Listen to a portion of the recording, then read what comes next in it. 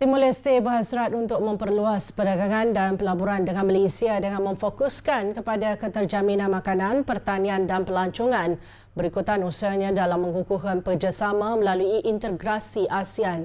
Naib Presiden Dewan Perniagaan dan Industri Timor Leste, Sidonio Trindade de Costa Freitas yang bertanggungjawab mengenai hal ehwal ASEAN dan WTO berkata, permintaan ke atas barangan pengguna dari Malaysia semakin meningkat, terutama telur dan ayam yang sebelum ini diimport dari Brazil.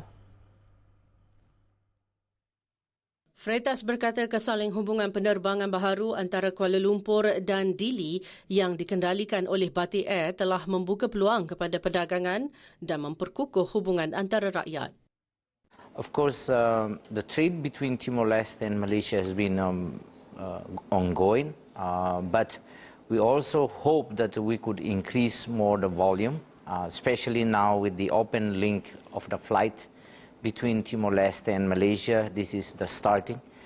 And almost over weekends, we have a lot of visitors coming here, but these visitors come looking for the opportunity in Timor-Leste. Freitas turut menekankan sektor pelancongan sebagai sektor baharu yang sedang berkembang sambil memaklumkan pelabur dari Malaysia sedang meninjau peluang kemudahan menyelam di Pulau Aturo, kira-kira 25 km ke utara Dili yang terkenal dengan terumbu karang dan kepelbagaian biodiversiti marin. Mengenai pertanian, beliau berkata Dewan Perniagaan itu sedang bekerjasama dengan kerajaan untuk memodernkan amalan pertanian tradisional dengan membekalkan benih, baja dan sokongan teknikal. Menurut Freitas, PKS Malaysia dilihat semakin berminat untuk meneroka pasaran Timor Leste, namun masih mengekalkan pendekatan berhati-hati untuk melangkah ke pasaran baharu itu.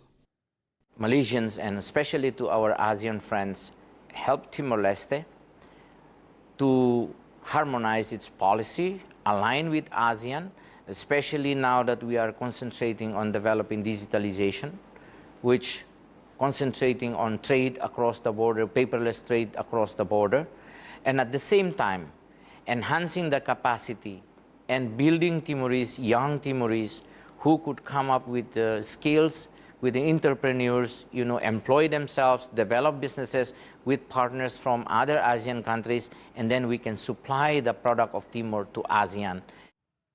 Timor Leste mengemukakan permohonan rasmi untuk menyertai ASEAN pada 2011 dan permohonan itu dipersetujui pemimpin ASEAN pada sidang kemuncak ke-46 serta menerima Timor Leste sebagai ahli ke-11 menjelang sidang kemuncak ASEAN ke-47 yang dijadualkan berlangsung Oktober ini di Kuala Lumpur.